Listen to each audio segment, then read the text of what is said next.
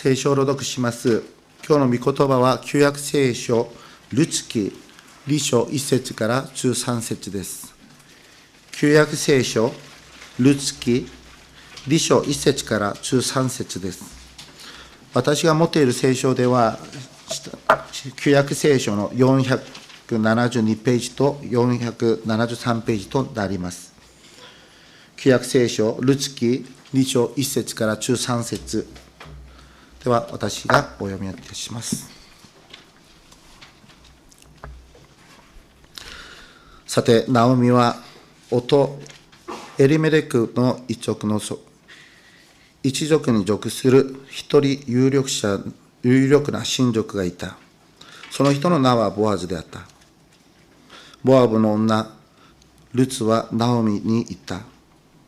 畑に行かせてください。そして親切にしてくれる人の後ろで落ち葉を拾い集めさせてください。ナオミは娘を行っておいでと言った。ルツは出かけていった。借り入れをする人たちの後について畑で落ち葉を拾い集めた。それは図らずもエリメレクの一族に属するボアズの畑であった。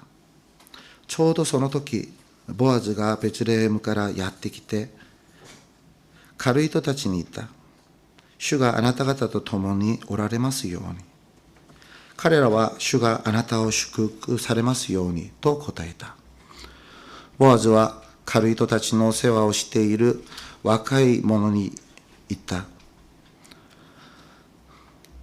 あれは誰の娘か。狩る人たちの世話をしている若い者は答えた。あれはナオミと一緒にモアブの野から戻ってきたモアブの娘です。彼女は狩る人たちの後について束のところで落ち葉を拾い集めさせてくださいと言いました。ここに来て朝から今までほとんど家で休みもせずずっと立ち働いています。ボアズはルツに言った。娘さん、よく聞きなさい。他の畑に落ち葉を拾いに行ってはいけません。ここから移ってもいけません。私のところの若い女たちのそばを離れず、ここにいなさい。刈り取っている畑を見つけたら、彼女たちの後について行きなさい。私は若い者たちに、あなたの邪魔をしてはならないと命じておきました。喉が渇いたら、水がめのところに行って、若い者たちが汲んだ水を飲みなさい。彼女は顔を伏せ、地面にひれ伏して彼に言った。どうして私に親切にし、気遣ってくださるのですか。私をよそのものですのに。ボアズは答えた。あなたの夫が亡くなってから、あなたが姑にしたこと、それに自分の父親や生まれ故郷を離れて、これまで知らなかった民のところに来たことについて、私は詳しく話を聞いています。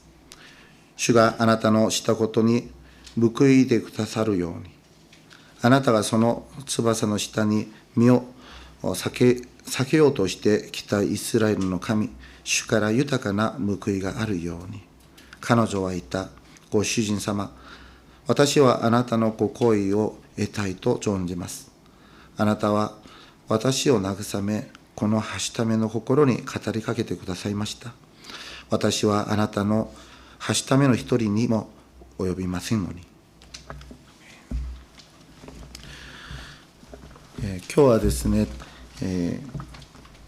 韓国のウルサンダウン共同体協会の主任牧師でおられるパク・チョング先生により説教を伝えてられます。本当に先週も少し皆さんに説明したように、本当にこの先生を通して私は本当に神による大きな恵みを受けたことを覚えています。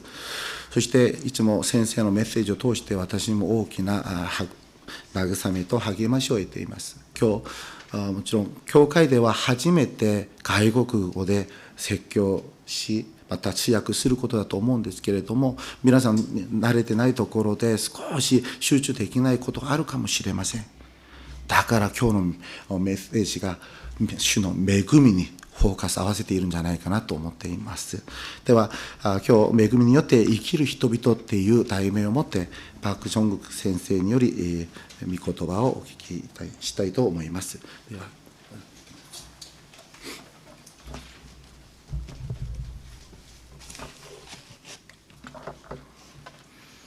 네, 반갑습니다. おはようございます。 조금 전에 김정혁 목사님이 저에 대해서 칭찬을 했을 거라고 생각합니다. 先ほど金先生が私のことをちょっとよく言ってくれたんじゃないかなと思います。 네, 감사합니다. ありがとうございます。 네, 오늘 여러분들 이렇게 만나 뵙게 되어서 정말 반갑습니다. 今日こういうふうにお会いできて本当に嬉しいです。 하나님께서 저희들을 만나게 하셨다고 믿습니다. 今日の出会いは本当神様による恵みだと信じます。 하나님이 하시는 일은 우리가 다 알 수 없기 때문입니다. 神様がなされることを私たちは全て知ることはできません。 아무쪼록 여러분 교회가 계속해서 하나님의 인도하심을 받기를 소망합니다. どうぞ皆さんのこの教会が本当に神様の導きにあっていくことを切に願います。 오늘 저희가 이렇게 중앙 자리를 차지해서 대단히 미안하게 생각합니다. 本当に申し訳ないことは本当に今日この礼拝の中に真ん中に私たちが座ってしまったことを本当に申し訳ございません。 여러분이 만약에 한국에 오시면 저희도 앞자리를 다 내어드리도록 하겠습니다. もし皆さんが韓国に来られたらうちの教会の一番前の席を全部皆さんに譲ってあげます。 예, 웃으니까 너무 좋습니다. 皆さんが笑うと本当に嬉しいですね。 우리 그래도 서로 잠깐만 인사 나누면 어떨까요? 皆さんお互いにちょっと挨拶しましょうか。 예, 우리 서로 이렇게 한국에서 오신 분들은 자, 왼쪽으로 해서 안녕하세요 이렇게 서로 인사하면 좋겠습니다. 네, 예, 우리가 민족은 달라도 하나님의 자녀인 줄 믿습니다. 私は民族は異なったとしても神の一つの民であることを信じます。 우리가 통역을 통해서 지금 하나님의 말씀을 나누지만 하나님은 한 하나님이신 줄 믿습니다. 私は今日通訳を通して御言葉を聞きますが、それでも神様はお一人であることを信じます。 이제 말씀을 좀 나누겠습니다. これから御言葉を分かち合いたいと思います。 오늘 제가 여러분에게 나누고 싶은 말씀은 은혜로 사는 사람들이란 제목의 말씀입니다. 恵みによって生きる人々という題名を持って皆さんと御言葉を分かち合いたいと思います。 여러분 은혜라는 말이 일본말로 어떻게 되는지 모르겠습니다. 은혜라는 말이 일본말로 恵み、은혜. 하나님이 은혜할 때 은혜. 恵みです。 매구미? 매구미. 예. 저한테 질문하신 거. 예, 예. 그래서 이 은혜라는 말은 전 세계 그리스도인들이 다 아는 말입니다. この恵みという言葉は全てのクリスチャンが知っている言葉なんです。 어쩌면 제일 많이 쓰는 말 중에 하나일지도 もし 모릅니다. かしてこれ一番よく使う言葉であるかもしれません。 여기 신앙생활 좀 하신 분들도 은혜라는 말을 많이 쓰지요. ここで信仰生活している方々もみんな恵みという言葉を使うんですよね。 그 말이 왜 우리에게 자주 쓰이는가 하면 なぜその言葉がよく私たちが使うのかというと、 그것이 그리스도인이 살아가는 힘이 되기 때문입니다. その恵みがキリスト者にとって生きる力となるからです。 아멘. 그러면 은혜라는 말이 무엇일까요? 恵みとは何でしょうか。 많이 여러 가지로 설명할 수 있을 겁니다. いろいろなことで説明できると思います。 그렇지만 성경에 은혜라는 말이 처음 나오는 것을 살펴보면 이해가 될 겁니다.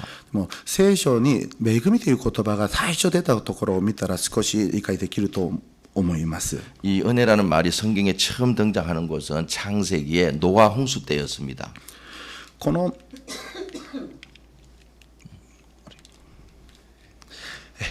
恵みという言葉が最初登場したのはこの創世記のノアの大洪水の時でした。 창세기 6장 8절에 그러나 노아는 여호와께 은혜를 입었더라 이렇게 기록되어 있습니다.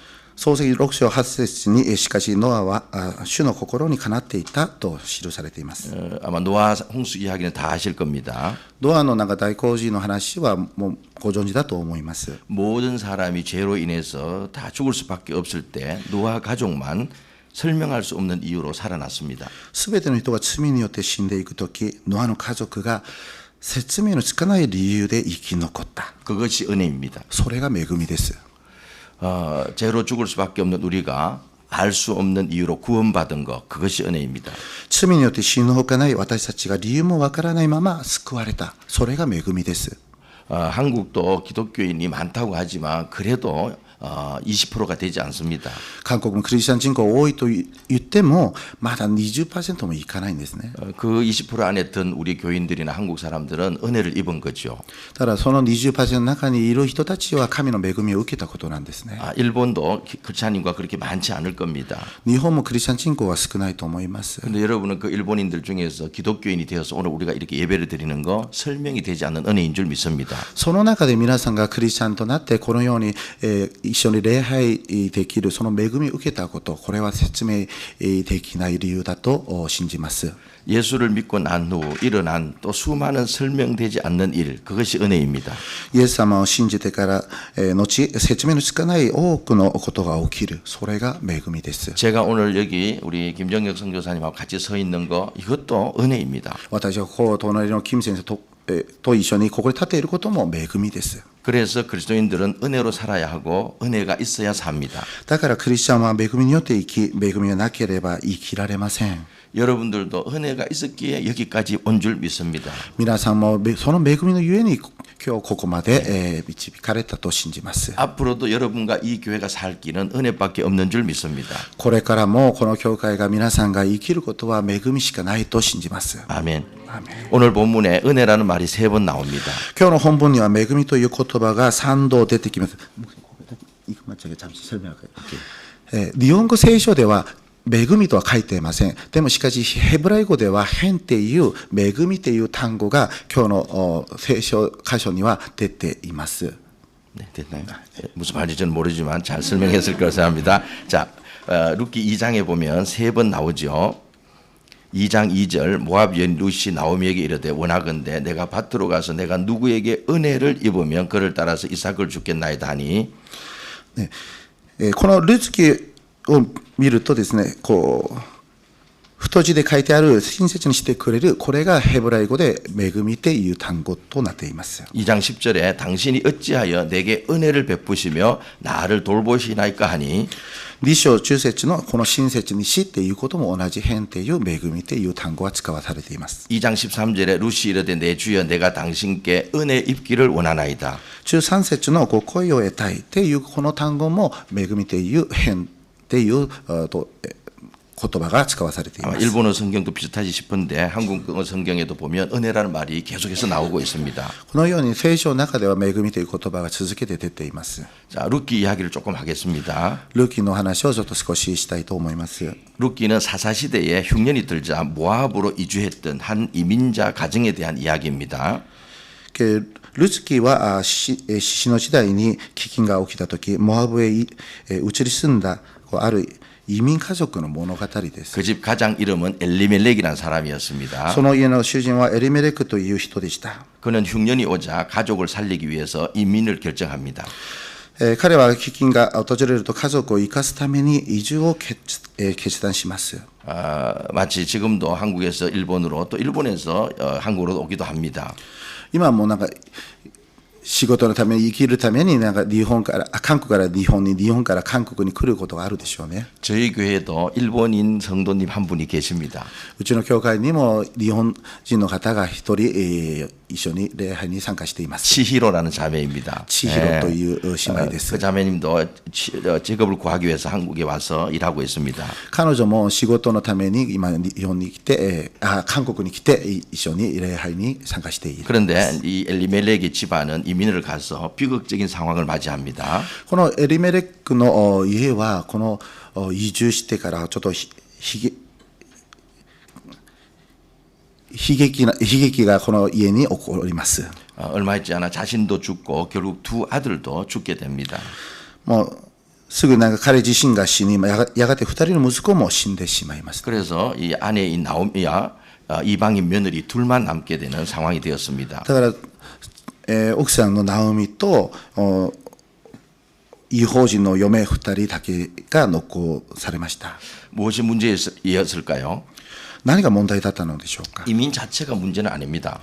その、移民自体が問題ではありませんでした。 여기 우리 가장들도 있고 부모들이 있습니다. ここにも課長、また親たちがいます。 우리는 위기가 올 때 가족을 위해서 어떤 결정을 내리는 것은 나쁘지 않습니다. 私たちは危機が訪れるとき、何か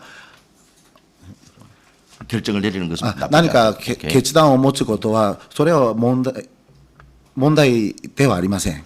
문제는 성경을 보면 하나님 앞에 그것을 묻지 않는다는 것이 문제입니다. 問題はその神の御前に出ることをしませんっていうことが一番問題でした。 이 집 가장은 그냥 모압으로 도망가는 것으로 현실을 도피했습니다.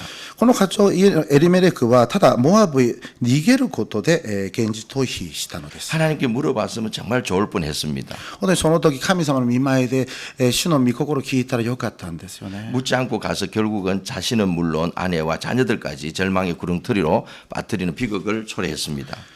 神に従わず自分自身で決めたことで、妻も子供たちも本当に絶望の蓋へ引きずり込むその悲劇を招いてしまいました。 그런데 여러분 우리가 그런 잘못된 판단을 했을 때에도 하나님께서는 거기서부터 당신의 자녀들이 회복되기를 원하십니다. しかしそのような私たちの誤った判断の中でも神はご自分の子供たちが回復することを望んでおられます。 그런데 그 회복의 시작은 언제나 은혜를 갈망할 때, 그래서 하나님의 은혜가 내 삶에 작동할 때부터 시작됩니다. その回復の始まりはいつも恵みを切に求めるとき、神の恵みが自分の人生に動き始めるときから始まります。 아멘. 오늘 여러분의 교회와 가정에 이 은혜가 작동되기를 바라며 제가 세 가지 은혜를 나누겠습니다. 今日皆さんの教会と家庭にこの恵みが動き始めることを願いながらこの3つの恵みを見ていきたいと思います。 오늘 나오미와 룻을 보면 세 가지 은혜가 있음을 봅니다. 今日3つの恵みを見ることができます。 첫 번째 은혜는 우연히와 마침이 작동하는 은혜입니다. 1番目の恵みは偶然とちょうどの恵みです。 여러분 성경이 떠나요? 혹시 구절이? 여러분 우리 한번 같이 읽었으면 좋겠습니다. 룻기 2장 3절 4절을 한국 분들은 한국말로, 일본 분들은 일본말로 우리 같이 한번 읽어보겠습니다. 하나님께서 기뻐하실 겁니다. 시작. 룻이 가서 베는 자를 따라 밭에서 이삭을 줍는데 우연히 엘리멜렉의 친족 보아스에게 속한 밭에 이르렀더라. 마침 보아스가 베들레헴에서부터 와서 베는 자들에게 이르되 여호와께서 너희와 함께 하시기를 원하노라 하니 그들이 대답하여 여호와께서 당신에게 복 주시기를 원하나이다 하니라. 아멘. 아마 천국 가면 우리가 이렇게 성경을 읽을지도 모릅니다. 예. もし神の天国に行ったらこのような形で聖書を読むかもしれないんですね。 예, 각자 말로 읽지만 우리는 다 이해하게 될 겁니다. それぞれの言葉で読むんですけれども、みんなが同じことを理解するんです。 자, 여기 보면 룻이 받은 은혜를 정리하는 두 단어가 나옵니다. ここにルツが受けた恵みを言い表す2つの言葉が出てきます。 우연히와 마침입니다. 偶然とちょうどです。 사실 우리의 삶 속에서 하나님의 은혜는 이런 식으로 역사해야 정상입니다. 実は私たちの日常において神の恵みはこのように働くのが本来の信仰の形です。 앞서도 말씀드렸지만 엘리멜렉은 가족들을 이끌고 모압으로 이민을 갔습니다. さっきも言いましたが、エリメレクは家族を連れてモアブに移住しました。 그런데 얼마 있지 않아 죽죠. しかしその結果、彼は死に至ります。 그리고 그의 두 아들도 결혼을 하고 또 얼마 있지 않아 죽습니다. その2人の息子も結婚しましたが、もうすぐ死にます。 아내 나오미와 며느리 둘만 남게 되었습니다. 妻ナオミとルツだけが残るようになりました。 정말 얼마나 가슴 아픈 일입니까? 本当に辛いことなんですよね。 그런데 여러분 목회를 해보면 이런 일이 일어나는 경우가 있습니다. しかし牧会の中でこんなことよく起こることを経験します。 이것이 또한 인생입니다. これが人の人生だなと感じます。 그래서 여러분 우리에게 천국에 대한 소망이 필요한 겁니다. だから私たちには天国への希望が必要なことなんです。 우여곡절 끝에 나오미와 룻은 고향 땅 베들레헴으로 돌아옵니다. 紆余曲折を経てナオミナオミとルツは故郷の地ベツレヘムに戻ります。 당장 먹고 살아야 되니까 며느리 루시 시어머니를 먹여 살리기 위해서 이삭을 주우러 나갑니다. とにかく食べていかなければならないので、嫁のルツは小豆を養うために落ち葉を拾いに行きます。 그런데 우연히 한 밭에 나갔는데 그 밭의 주인이 그 친족의 밭이었습니다. それと偶然ある畑に出かけたところ、その畑が親族の畑であり、そこから神の技が始まります。 거기에서 하나님의 역사가 이제 시작됩니다. そこから神の技が始まります。 이걸 보면 우리가 일상 가운데서 작은 순종이 얼마나 중요한지를 알아야 됩니다. これは日常の中での小さな従順がいかに大切かを示しています。 그 작은 순종, 우연과 같은 작은 순종을 통해서 하나님이 마침이라는 역사를 이루어 가십니다. 偶然のようなこの小さな従順を通して神様はちょうどの恵みを働きを表してくださいま 이것이 す。 신앙인의 삶입니다. これが信仰者の歩みです。 나는 해야 되니까 최선을 다했는데 하나님은 그 우연과 마침을 가장한 섭리 가운데서 우리를 은혜로 인도하시는 것입니다. 信仰者の生き方をこういうものです。数えきれない偶然が重なり合って、ちょうどという神の恵みの実を結んでいく。それが信仰者の生き方です。 그래서 이런 은혜를 깨닫게 될 때 우리 입술에서 나오는 고백이 무엇입니까? このような恵みを悟ったとき、私たちの口から出る告白は何でしょうか。 오늘 나의 나된 것이 하나님의 은혜라고 우린 고백합니다. 今日の私があるのは神の恵みによるという告白をします。 이 말은 우리 삶 속에 우연은 없다는 얘기와 같습니다. これは私たちの日々には偶然はないということなんです。 저는 27살 때 인격적으로 예수 그리스도를 만났습니다. 私は27歳の時、イエス様を人格的に受け入れました。 제가 젊어 보이죠? 근데 이제 원래 제가 60이 되었습니다. 私ちょっと若く見えるかもしれないんですけども、もう60になりました。 30년이 넘는 시간에 제 삶을 돌아볼 때 우연은 없었습니다. 30年間のこの信仰生活を振り返ってみたところ、偶然はなかったです。 제가 김정혁 선교사님을 만난 지가 사실 몇 년 되지 않습니다. 私は정혁牧師に会ったのはそんなに長くではありません。 그냥 우연히 저에게로 오신 겁니다. 偶然、私の方に来ました。 그 우연히 오늘 이런 자리까지 하나님께서 인도하신 겁니다. その偶然を神様は今日まで導いてくださったの 제 です。 삶에 이 우연히 마침이 된 이야기를 하라 그러면 밤을 새워도 모자랄 겁니다. 実は私の人生において起きた偶然がちょうどになったその恵みを話そうとしたら、一夜少しでも全部話せないんですよね。 사랑하는 여러분, 우리 삶에 우연은 없습니다. 皆さん覚えてください。私たちの人生には偶然はあり 순종할 ません。 때 우리 각자에게 우연과 마침이 하나님의 역사가 될 줄 믿습니다. 従順するとき、その偶然がちょうどの恵みになることを信じます。 여러분의 삶과 교회에 다시 이 은혜가 작동되어지기를 진심으로 소망합니다. 皆さんの教会、また信仰生活にこの原理が作動することを切に願います。 두 번째 나누고 싶은 은혜는 반전의 은혜입니다. 次の恵みは逆転の恵みです。 룻기는 반전의 은혜에 대한 기록입니다. ルツキは逆転の恵みの記録です。 룻기의 시작은 죽음으로 시작했습니다. ルツキの始まりは死から始まります。 절망과 실패로 시작한 것이 룻기입니다. 絶望と失敗から始まる聖書の書がルツキです。 이미 살펴보았지만 1장 3절에서 남편 엘리멜렉이 죽습니다. もう見ましたが、一章三節でナオミの夫エリメレクが死にます。 5절에서는 두 아들 말론과 기론이 죽습니다. 5節では二人の息子マフロンとキルヨンが死にます。 그런데 이런 절망으로 시작했던 1장이 4장에 가면 어떻게 되는지 아십니까? ところがそのような絶望で始まった一章が4章に至るとどうなっているのでしょ 장례식이 うか。 혼인잔치로 바뀝니다. 葬儀が婚礼の宴に変わります。 보아스와 룻이 결혼하는 걸로 끝이 납니다. ボアズとルツが結婚することで終わります。 새로운 생명이 태어나는 것으로 끝이 납니다. 新しい命が生まれることで終わります。 반전의 역사가 일어난 것이죠. 神の逆転の技が起きます。 제가 4장 13절 14절을 읽어드리겠습니다. 私が4章13節4節をお 같이 読み 읽는 い 게 たします。 좋겠습니다. 같이 一 읽겠습니다. 緒に読みましょう。せーの。 시작. 이에 보아스가 룻을 맞이하여 아내로 삼고 그에게 들어갔더니 여호와께서 그에게 임신하게 하심으로 그가 아들을 낳은지라. 여인들이 나오미에게 이르되 찬송할지어다. 여호와께서 오늘 내게 기업 물을 자가 없게 하지 아니하셨도다. 이 아이의 이름이 이스라엘 중에 유명하게 되기를 원하노라. 아멘. 자, 여기 나오미라는 사람은 한때 자신을 나오미라고 부르지 말라라고 했습니다. 마라라고 부르라고 했던 사람입니다. このナオミは聖書を見ると、私をナオミと呼ばれないで、マラと呼んでくださいと言った人です。 나오미는 기쁨이라는 의미의 아름다운 이름인데 마라란 슬픔, 괴로움이라는 뜻입니다. ナオミは喜びという美しい意味の名前ですが、マラとは苦しみ、悲しみという意味なんですね。 얼마나 인생이 힘들었으면 이렇게 말을 했겠습니까? どれほど人生が辛かったならこのように言ったでしょうかね。 그런데 그 나오미가 지금 주님의 풍성함을 노래하면서 찬양한 인생이 되었습니다. ところがそのナオミが今や主の豊かさを歌い賛美する人生になったの 그것도 です。 인생의 후반전의 말입니다.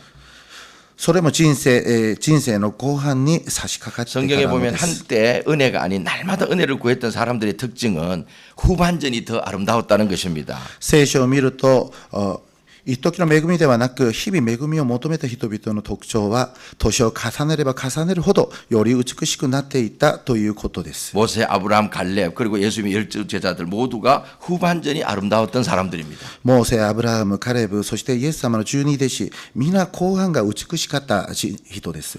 오늘 여기 우리 연세가 많은 분들이 한국에서 오셨는데요. 이분들도 예수 믿고 지금 후반전이 아름다운 분들입니다. 今回、韓国から一緒に来られた高齢者の方々も同じです。本当に人生の後半にイエス様を信じて美しくなっている方なんです。 이 은혜가 시로이시 성서교회 교우 여러분에게도 임하기를 소망합니다. この恵みがこの白い聖書教会の皆さんにもありますように切に願います。 자, 그런데 이 반전의 은혜는 나오미와 룻의 반전이기도 하지만 사사기와 룻기의 반전이기도 합니다. またこの逆転の恵みはナオミとルツの逆転であると同時に四式とルツ記の逆転でもあります。 사사기와 룻기는 동시대에 기록된 책입니다.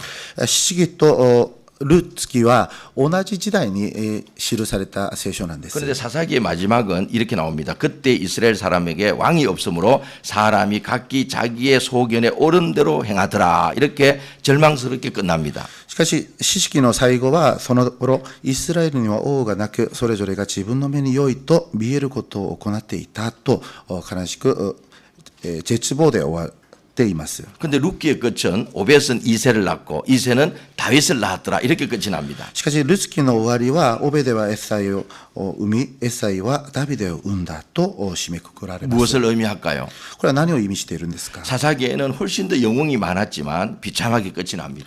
四式にはたくさんの英雄はいましたが悲惨な終わりをしています。 그런데 룻기는 연약한 과부들의 이야기인데 정말 왕을 추구하는 따뜻하게 마무리가 됩니다.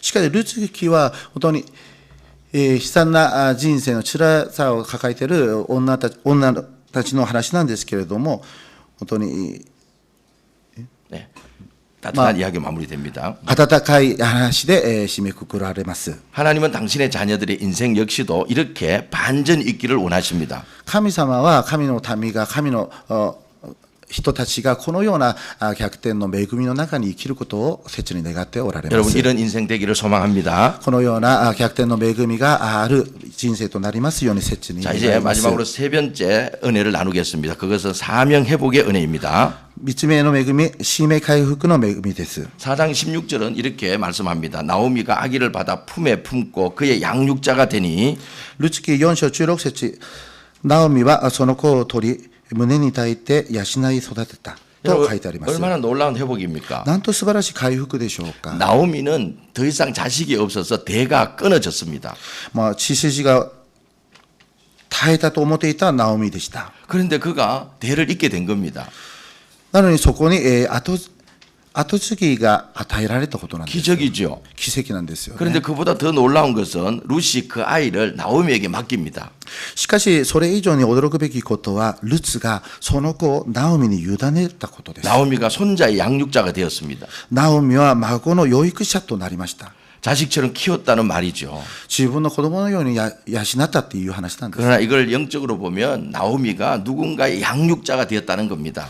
これは霊的に見ると誰かを育てる霊的に養ったっていうことなんです。 여러분 그리스도인의 사명이 어디 있는지 아십니까? 皆さん、キリスト者の使命がどこにあるか知っている 사람을 でしょうか。 세우고 세우는 데 있는 겁니다. 人を立たせることにあります。 제가 여러분 교회 역사를 잘 모릅니다. 私は皆さんの教会の歴史をよく知りません。 그러나 분명히 누군가가 처음 시작한 사람이 있었을 겁니다. しかし、最初に始まった人がいらっしゃったでしょ 그 う。 사람이 누군가를 양육했을 겁니다. その方が誰かを養ったでしょ 또 그 사람이 누군가를 양육했을 う。ま 겁니다. た次の方が誰かを養ってきたでしょう。 그래서 지금까지 이렇게 교회가 유지되고 있는 줄 저는 だ 믿습니다. から今日までその歴史がつながっている 여러분 ことなんで 혹시 す。 이 사명이 조금 죽어 있다면 다시 회복하기를 소망합니다. このような使命が皆さんの中でちょっと眠っているならば、それをもう一度回復していけますように切に願います。 하나님께서 교회에 목회자를 세우는 이유는 교인들을 양육하도록 하시기 위함입니다. 神様は教会に牧会者をお与えになる理由は、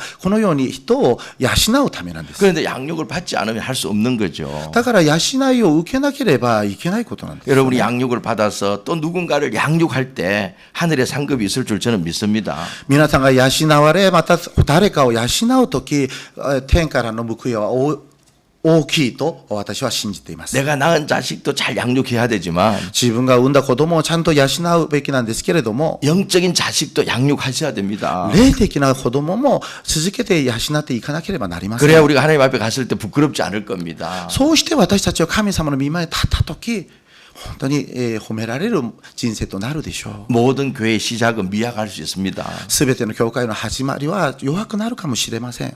그러나 하나님께서 일하십니다. しかし神様も働かれます。 저희 교회도 두 가정이 시작했습니다. 私たちの教会も二つの家庭から始めました。 많은 어려움이 있었습니다. 多くの苦しみがありました。 그런데 누군가가 누군가를 양육하면서 続けて誰かを養いながら、 지금은 많은 사람들이 저희 교회를 통해서 예수를 믿게 되었습니다. 今は多くの人たちが私たちの教会を通してイエス様を信じているようになってい 아마도 ます。 김정혁 선교사님을 여기에 보내고 저를 만나게 하신 것은 이 사명 회복, 양육을 회복하기 위함인 줄 저는 믿습니다.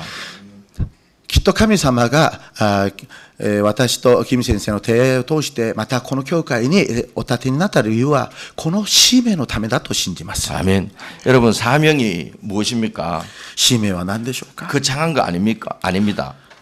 大げさなことではありません。 하나님이 원하는 사람이 되어서 神様が願われる人になって、 하나님이 원하시는 자리에서 神様が願われる場所で 하나님이 맡긴 사람을 神様が預けられた人を 양육하는 것입니다. 養うことなんです。 이것을 알고 순종하는 것이 이 땅에서 가장 큰 은혜인 줄 저는 믿습니다. これを知り従順することがこの地上での一番大きな祝福であることを信じます。 아멘. 자, 그런데 이제 마지막으로 이 은혜를 작동하게 하는 원리가 있습니다. 最後にこの恵みを動かす原理があります。 그것을 잠깐 나누고 마치도록 하겠습니다. それを短く分かち合って終わりしたいと思い 첫 ます。 번째는 영적으로 민감해지셔야 됩니다. 霊的な感受性を回復させ 자, な 루키 ければな 1장 りません。 6절을 제가 한번 읽겠습니다. 一章六節です。 같이 읽는 게 좋겠습니다. 一緒に読みましょう。せーの。 그 여인이 모압 지방에서 여호와께서 자기 백성을 돌보시사 그들에게 양식을 주셨다 함을 듣고 이에 두 며느리와 함께 일어나 모압 지방에서 돌아오려 하여. 자, 나오미는 결론적으로 베들레헴의 흉년이 끝났다는 소식을 들었는데 이것을 이렇게 해석했습니다. ナオミはベツレヘムの飢饉が終わったという知らせを聞きます。でもそれをどう解釈したんでしょうか。 여호와께서 자기 백성을 돌보시자 그들에게 양식을 주셨다고. 主がご自分の民を顧みて彼らにパンをくださったと解釈している。 우연이 아니라 하나님이 개입하셨다고 해석하는 겁니다. 偶然ではなくこれは神が介入されたと解釈しています。 이 흉년이 끝난 사건을 하나님이 자기 백성을 돌보신 영적인 사건으로 해석하고 있는 こ 겁니다. の飢饉が終わったことを神がご自分の民を顧みてくださったと霊的な出来事として受け取っているのです。 자, 여러분 근데 한번 가만 생각해 보세요. 皆さんよく考えてみてください。 자연적인 법칙은 많은 경우 시간이 지나면 해결이 됩니다. 自然の中で起きることは実は時間が経つと自然に解決できることも多いんです。 여러분 교회도 혹시 나이가 많이 들어서 결혼을 하지 못하는 청년이 있는지 모르겠습니다. 皆さんの教会の中でもまだ年になったのにまだ結婚ができていない方がいらっしゃるかもしれません。 저희 교회는 많습니다. うちの教会には多いんです。 근데 저는 그들의 결혼을 위해서 기도 잘 안 합니다. しかし私はその彼らのために彼の結婚のためにあまり祈りません。 시간이 해결할 것이기 때문에 それは 그렇습니다. 時間に経つと自然解決できる問題だと私は思っているからです。 결혼을 못하는 사람은 크게 두 가지 특징이 있습니다. 結婚ができない人はよくなんか特徴があります。 눈이 높든지 もう自分の基準が高いか、 예, 준비가 덜 돼서 自 그렇습니다. 分の準備がまだできてないこ 그래서 とか 나이가 もしれ 들면 ません。 결국은 기준을 낮춰서 결혼하게 돼 있습니다. だから年を取るとちょっと自分が持ってた基準を低くにして結婚ができるようになり 기도 ま 안 す。 해도 됩니다. 예, そして 기도 안 だ 해도 から 됩니다. 皆さんまあ自然結婚は主に委ねていけば 자, いいと思い 여러분 ます。 인생을 살아보면 흉년과 풍년이 옵니다. 人生の中では飢饉があればまあ豊かな時もあります。 그런데 영원한 흉년은 없습니다. しかし永遠に続く飢饉はありません。 시간이 가면 어떤 식으로든지 회복됩니다. 時間が経つとなんとかいろんなことで解決ができます。 누군가는 좀 더 짧게 끝내고 길게 끝내느냐의 차이밖에 없습니다. ただ誰かによってはその飢饉の時期が短いか長いかだけの差なんですよね。 그럼에도 불구하고 にもかかわらず 그걸 영적으로 보는 것이 신앙인입니다. それをそれを霊的に受け取ることができること、それが信仰者ではないでしょうか。 신앙적으로 자라지 않는 사람들의 특징이 뭔지 아세요?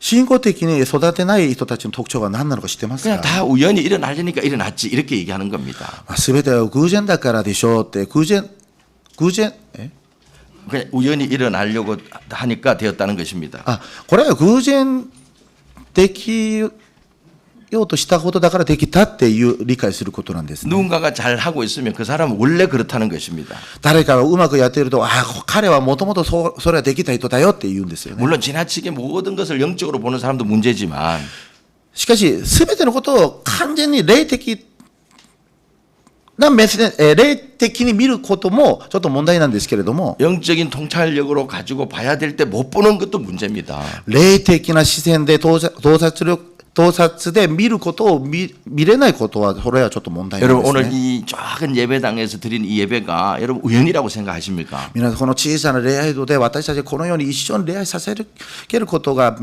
偶然だと思うんですか。 저는 결코 그렇게 생각하지 않습니다. 私は決してそうではないと思います。 하나님의 역사를 믿는 사람은 神の働きを信じる者は 우리의 이 예배 뒤에 우리의 만남 뒤에 하나님이 계신 것을 볼 줄 알아야 합니다. この私たちの出会いの中にこの背後に神様がおられることを見ることが 그렇게 보는 사람을 통해서 우리의 만남은 훨씬 더 풍성한 쪽으로 나아갈 수 있을 겁니다. そのように背後におられる神様を見ることによって私たちはもっと豊かな恵みを受け取ることができま 저는 す。 이제부터 여러분들이 여러분 교회에서 일어나는 일을 영적인 민감함으로 바라보시기를 소망합니다. 私は皆さんがこの教会で起きるさまざまなことに対して霊的な目で見ることができますように切に願い 아멘. ます。 자, 두 번째 영적인 원리입니다. はい、2回目の霊的な原理です。 헤세드, 히브리어인데요. 선한 마음으로 대하라는 그 마음을 회복하라는 겁니다. ヘセドの心を持ってっていうことなんです。 자, 룻기 1장 8절 한번 같이 읽겠습니다. 一緒に読みましょう。一章八節です。 시작. 나오미가 두 며느리에게 이르되 너희는 각기 너희 어머니 집으로 돌아가라. 너희가 죽은 자들과 나를 선대한 것 같이 여호와께서 너희를 선대하기를 원하시며. 자, 여기 선대라는 말이 나오죠. ここに恵みという言葉が出てきます。 말 그대로 선하게 대해 주었다는 겁니다. これは優しく誠実にしてくれたっていう話なんです。 사랑으로 긍휼로 인애로 대해 주었다는 말입니다. 愛によって憐れみの心を持って親切にしてくれたということなんです。 히브리어는 헤세드라는 말입니다. ヘブライ語ではヘセドっていうことなんで 이건 す。 하나님이 인간을 사랑할 때 쓰는 말입니다. これは神様が人間を愛するとき使う言葉なんです。 근데 이 말이 룻기 전체를 사실 관통하고 있는 주제입니다. 実はこのヘセドがルツキ全体を表すテーマの言葉なんです。 자, 그런데 여러분, 나오미와 룻에게는 바로 이 헤세드의 마음이 있었던 겁니다. ナオミとルツの中にはこのヘセドの心があったということなんですね。 자, 나오미의 말로만 보자면 며느리들이 자기를 선대한 것처럼 얘기를 합니다. ナオミの言葉から見ると嫁たちがナオミになんかこの恵みを施したように言っています。 근데 여러분 정말 그럴까요? 本当にそうなんでしょうか。 자, 이 집에 처음 며느리가 두 사람이 들어왔습니다. この家に2人の嫁が入りました。 그때 힘이 센 사람은 누구였을까요? その時力が強かった人は誰でしょうか。 시어머니였던 나오미였을 겁니다. その時姑のナオミだったんでしょうね。 일본도 시어머니들이 조금 며느리한테 어렵게 하나요? 日本もちょっと姑がちょっと嫁さんたちにちょっと厳しくするんでしょうか。 목사님 말해줘야지 내가 뭘 아나. 일본 문화를 몰라? 예, 우리 유리의 사모님은 시어머니 때문에 좀 힘들었을 겁니다. ゆり姉妹はなんかうん姑でなんか辛かったでしょうか。 예. 한국 시어머니는 기본적으로 며느리를 좀 힘들게 합니다. 韓国の姑さんたちはちょっと嫁さんにちょっと厳しい傾向があります。 예, 한국에 결혼해 줘서 그래서 정말 고맙습니다. ゆりえさん韓国人と結婚してくれてありがとうって。 그런데 이 유대인들도 마찬가지입니다. でもユダヤ人も同じなんですね。 우리보다 더 심합니다. 私たちよりちょっと強いんです。 적어도 이 3,000년 전에 이방인 며느리가 유대인 집에 왔을 때는 시어머니가 쫓아낼 수도 있습니다. だから3000年前のこの時代にユダヤ人の家族の中に異邦人が入ったと異邦人の嫁が入った時、これは法律的にもいつも追い出すことが簡単にできる時代だったんです。 근데 나오미는 아마 생각했을 겁니다. 나오미는 생각했을 だから 겁니다. だからナオミはちょっと考えたことがあるかもしれません。 이들을 미워할 건가 선하게 대할 것인가를 생각했을 겁니다. この異邦人嫁たちを親切にしてあげるかひどくするか。 그러나 그때 이 나오미는 율법을 뛰어넘어서 며느리들을 선하게 대하기로 결심했습니다. しかしナオミはこの当時の立法を超えて愛によってこの嫁たちを愛することを親切にすることを決めたことなんですね。 이들이 결혼을 해서 며느리를 들어와서 아들이 다 죽어버렸습니다. 結婚して嫁に入ったのにその息子2人は死んでしまいました。 아마 그때도 나오미는 이들을 정말 분노 가운데 쫓아낼 수도 있었을 겁니다. だからその時も息子2人が死んだ時このナオミはこの嫁たちのせいだとそれで怒りながら追い出すことができたかもしれません。 그러나 그는 그렇게 하지 않았습니다. しかしナオミはそうしませんでした。 헤세드 선대를 베푼 거죠. ヘセドを施しました。 그 헤세드를 기억한 며느리들이 나중에 시어머니를 선대했다 이 말입니다. だからそのヘセドを覚えた嫁たちが今はむしろなんかナオミにそのヘセドを施している 자, ということな 그러자 んで 이 す。 시어머니가 나중에 베르들레헴으로 돌아갈 때 며느리에게 집으로 돌아가는 선대를 베풉니다. だからベツレヘムに戻るときナオミはこの2人の嫁にそれぞれの故郷に帰りなさいというヘセドを施したんですよね。 한 며느리는 돌아갔지만 룻은 돌아가지 않고 시어머니에게 선대를 베풀고 따라옵니다. 一人の嫁は帰りました。しかしルツはその自分の故郷に戻らずナオミの方についてきてそのヘセドの施しを施されました。 여러분 율법보다 위에 있는 것이 헤세드입니다. 立法の上にあるのがこのヘセドなんです。 교회 안에는 이것이 작동돼야 됩니다. 教会の中ではこの原理が動かなければなりません。 여러분들 교인들끼리 얼마나 서로 사랑하는지 모르겠습니다. 皆さんの教会の中ではお互いにどれほど愛し合うのか分かりません。 조심스러운 얘기지만 작은 교회가 오랜 시간 함께 하다 보면 ちょっと気をつけ、恐れ入りますが、小さな教会の中で一緒に生活していくと、 서로에 대해서 많은 걸 알게 될 겁니다. お互いのことをよく知ることが多くなります。 좋은 점도 있지만 良い点もあるんですけれども、 나쁜 점도 있을 겁니다. 悪い点もあるんですよね。 그때 선대가 필요합니다. その時、このヘセドが必要なんです。 영원히 우리 함께 하지 않습니다. 私はこの地上で永遠に一緒にいるわけではありません。 시간이 있을 때 서로를 귀하게 대하시기를 바랍니다. 時間が与えられた時、私たちお互いにヘセドの恵みの中でお互いを支え合いたいと思います。 그럴 때 하나님의 은혜가 작동되어집니다. その時、その上に神様の恵みが動きます。 저는 지금 있는 교회에서 30년 이상을 있었습니다. 私は今の教会で30年以上牧会しています。 저는 전도사 때도 있었고요, 7년을. 私は伝道師の時も7年間いました。 그리고 유학을 갔다 와서 지금 22년째 이 교회에 있습니다. 留学をして帰ってきてからまた22年以上ここへ主に牧師として勤めています。 정말 많은 것을 서로가 압니다. 本当に互いにたくさんのことを知っています。 정말 미워하고 싶고 떠나고 싶을 때 本当に憎みが出てきたりなんか離れたくなるとき、 그때 선대를 베풀었기 때문에 우리 교회가 이렇게 건강한 교회가 되었다고 저는 봅니다. その時それぞれがそのヘセドを施してからこそ私たちの教会が今に至ったと信じます。 서로가 밉고 아픔이 있어도 선대하십시오. 皆さんいろんな葛藤があったり苦しみが痛みがあったとしてもその中でヘセドを覚えてお互いに施してくだ 그때 さい。 하나님이 역사하십니다. その時神様の働きが動き始めます。 아멘. 여러분 정말 이런 얘기를 조심스럽지만 우리 김정혁 선교사님을 선하게 대해 주시기를 부탁드립니다. ちょっと私からこういうのはちょっと이 통일을 하세요. 예. ちょっと私から言うのはちょっとおかしいんですけれども、皆さんこう정혁先生に平成度を施してください。 여러분 우리 유리의 사모님을 선하게 대해 주시기를 부탁합니다. 牧師夫人であるゆり姉妹に平成度を施してください。 목회자들은 교인들을 선하게 대할 수밖에 없습니다. 牧会者たちは信徒たちに対してこの平成度を施すしかできないんですよね。 여러분 꼭 서로 선대하는 교회 되기를 소망합니다. 皆さんの教会がお互いに平成度を施す教会となりますように切に願います。 마지막으로 영적인 은혜가 작동하려면 霊的な権利、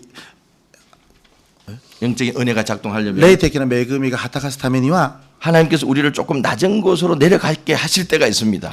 私たち低い場所へ降りようと導かれる時があります。 그럴 때 좀 확실히 내려가시기를 その 바랍니다. 時確かに降りてください。 이제 마지막 구절입니다. 룻기 2장 2절을 같이 한번 읽겠습니다. 最後2章2節です。一緒に読みましょう。 시작.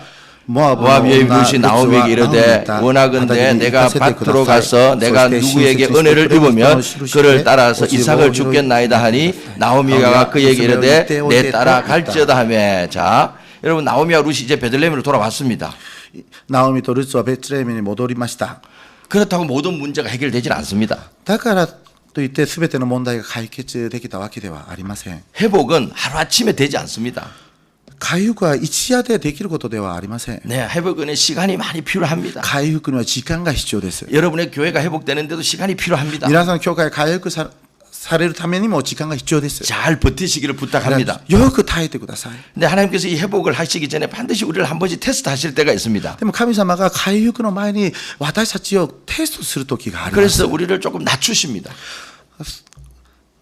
낮추십니다. だからその時私たちを低くにさせま 그 す。 낮춤은 감정이 상하는 것으로 나타날 수도 있습니다. その神様が低くさせることは感情に表す時もあります。 오해가 생기는 것으로 나타날 수도 誤解 있습니다. が生じることになるかもしれません。 이렇듯 하나님께서 우리를 낮추십니다. このようにして神様は私たちを低くにさせます。 오늘도 나오미와 룻을 하나님께서 낮추십니다.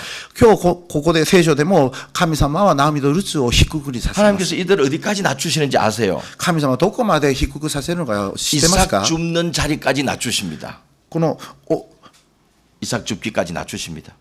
落ち棒が拾うところまで低くさせる。 일본 말은 어떤지 몰라도 한국에서 이삭 줍기는 굉장히 이쁜 말입니다. 実は韓国ではこの落ち棒を拾うということを韓国語ではちょっと美しい表現かもしれません。 내게 있는 작은 것을 모아서 불쌍한 사람을 돕는 말로 쓰입니다. 한국에서는. よく小さなことを拾ってそれを集めて他の人に施すところによく使わされます。 그러나 이 성경 속에서 이때의 이삭 줍는 일은 사회의 가장 밑바닥 인생을 상징했습니다. でもこの聖書に出るこの落ち棒を拾うことは当時本当に一番社会的に底辺のことを表します。 하나님께서 고아와 가부들을 위해서 만든 장치가 바로 이 이삭 줍기입니다. この落ち棒っていうことは本当に孤児とやもめたちのために与えられた装置なんですね。 추수를 할 때 이 땅 주인들에게 모든 것을 다 거두어 가지 말라고 고아와 가부들을 위해서 남겨두라고 그게 바로 이삭 줍기입니다. だからこの収穫の時、持ち主はすべてのことを収穫するんじゃなくて、いつも少し残します。それがこの社会的な弱者のための神様の恵みだったん 그래서 이 です。 이삭 줍기는 굉장히 좀 수치스러운 일입니다. だからどうしてもこの落ちを拾うことはちょっと恥ずかしいことなんです 근데 ね。 여러분 어떻습니까? 룻이 오늘 겸손하게 그 밑바닥까지 내려가는 일을 마다하지 않고 이삭 줍는 곳까지 갑니다. しかし、今日このルツはそれらのことを恥と思わずその落ち葉を拾うところまでその底辺まで従順していきます。 거기에서 누굴 만나죠? そこで誰に出会うんです 바로 か？ 보아스를 만납니다. 보아스를 まさに 만납니다. ボアズに出会いますね。 자기 인생을 완전히 변화시켜줄 유력자, 상상을 초월한 놀라운 역사의 자리를 이끌어줄 하나님이 예비한 사람, 보아스를 거기서 만나는 겁니다. そうです。自分の人生を完全に変えてくれる有力者、想像を超える驚くべき歴史の場へと導いてくださる夫ボアズにまさにその底辺で出会わせてくださったの 여러분 です。 룻이 보아스를 만났다는 것은 ルツがボアズに会ったっていうことは 다윗을 만났다는 것입니다. ダビデに出会ったことなんです。 다윗을 만났다는 것은 ダビデに出会ったっていうことは、 그가 예수 그리스도를 만났다는 そ 말입니다. れはイエス・キリストと出会ったということなんです。 어떻게 이런 일이 났죠? どうやってこのようなことが起きたんでしょうか。 하나님께서 우리를 좀 낮추실 때 神様は私たちを低くに導かれたとき、 도망가지 마시고 逃げないで、 분노하지 마시고 怒らないで、 계속해서 하나님께 뜻을 찾을 때 続けて神様の見前で御心をしたい求めるとき、 하나님이 준비한 보아스를 만납니다. 神様が備えられたボアジに出会うことなんです。 일본에도 보이스 피싱이 심각한가요? 最近ちょっとボイスフィッシング。 심각해 일본도? 한국은 정말 심각합니다. 韓国ではこのなんかボイスフィッシングっていうことは本当にひどいこ 이건 となんですけど 이건 も、 조크입니다. 웃어주세요. これただの冗談、すみません、冗談でした。 하나님이 낮추실 때 도망가면 보이스 피싱에 걸려듭니다. 神様が低くされるとき逃げると、ただのボイスフィッシングになんかかけられるだけなんですよ。 보아스 만나시기 바랍니다. ボイスフィッシングではなく、ボアジに出会ってください。 물론 여러분 바닥을 좋아할 사람은 없습니다. もちろん皆さん誰もなんかこう底辺に落ちることを喜ぶ人はいません。 그런데도 하나님께서 종종 우리를 거기에 낮추십니다. しかし神様はしばしば私たちを低くにされる時があります。 왜냐하면 바닥에서 경험하는 믿음이 있기 때문입니다. なぜかというと、その底辺でこそ経験する恵みがあるからです。 제가 목회를 해보니까요. 私が牧会の中で、 진짜 바닥을 제대로 친 사람은 本当にしっかりこの底辺まで経験した人を見ると、 중간에 변질이 잘 안 됩니다. 途中になんかこう変わることはあまりいなかったんです。 자꾸 인생이 이렇게 가다가 문제가 생기는 분들은 人生の中で様々な問題が続く人たちは、 바닥에서 하나님을 경험하지 않았기 때문입니다. まだ人生のその底辺で神様の恵みを経験していないかもしれません。 아무쪼록 여러분들 하나님께서 여러분 교회나 여러분을 조금 낮추실 때 거기서 하나님의 뜻을 찾기를 바랍니다. どうぞ皆さん、神様が皆さんの人生をちょっと低くにされると時が訪れたら、そこで神様の御心を見つめることができますように切に願います。 말씀 맺습니다. 御言葉を締めくくります。 통역 설교라서 짧게 해도 2배의 시간이 필요합니다. 通訳がいるので短くしようとしても2倍の時間が必要なんですよね。 들어주셔서 정말 本当に 고맙습니다. 聞いてくださって本当にありがとうございます。 여러분의 교회가 은혜로 여기까지 왔습니다. 皆さん本当に恵みによって皆さんの教会がここまで至っていることを覚えてください。 버스에서 내렸을 때 정말 아름다운 예배당이 보였습니다. この道向こうでなんかバスから降りたとき、本当に美しい教会の建物が見えました。 이런 예배당이 우연히 こん 세워졌겠습니까? な美しい礼拝堂が偶然に建てられたでしょうか。 하나님의 은혜입니다. 神の恵みです。 많은 교인들이 이 예배당을 지나갔을 겁니다. 多くの方々がこの礼拝堂を通ったと思います。 여러분이 남았습니다. その中で皆さんが残っています。 이것도 또한 은혜인 줄 믿습니다. 残されたことも本当に恵みだと信じます。 지금은 이제 김정혁 선교사님과 함께 하는 것, 이것도 또한 은혜인 줄 저는 믿습니다. 今、ジョン・エク牧師と一緒に教会となっていることも恵みだと信じます。 우연은 없습니다. 偶然はありません。 아무쪼록 여러분의 인생과 교회가 이제 다시 은혜가 작동되어지기를 소망합니다. 皆さんの教会に、皆さんの人生の中にこの恵みがちゃんと働けますように切に願います。 영적인 민감함을 회복하십시오. 霊的な感受性を回復してください。 선대하십시오. 皆さん、ヘセドを施してください。 조금 낮추실 때 도망가지 마시길 바랍니다. 自分を低く神様が自分を低くされるときに逃げないでください。 그러면 반드시 놀라운 일이 시작될 겁니다. そうするときっと神様の素晴らしい御業が動き始めます。 기도하겠습니다. 祈ります。 하나님 아버지, 天の父なる神様、 오늘 우리가 언어는 다르지만 今日私たちは言葉は違うんですけど、異なりますが、 하나님의 말씀을 두고 神様の御言葉を置いて、 하나님의 뜻을 알게 해주셔서 고맙습니다. 神様の御心を悟らせてくださって感謝します。 오늘 주신 말씀을 今日いただいた御言葉を 순종하는 가운데 従順する中で、 다시 은혜가 작동되는 もう一度恵みが動き始まることを 삶을 살게 하여 주옵소서.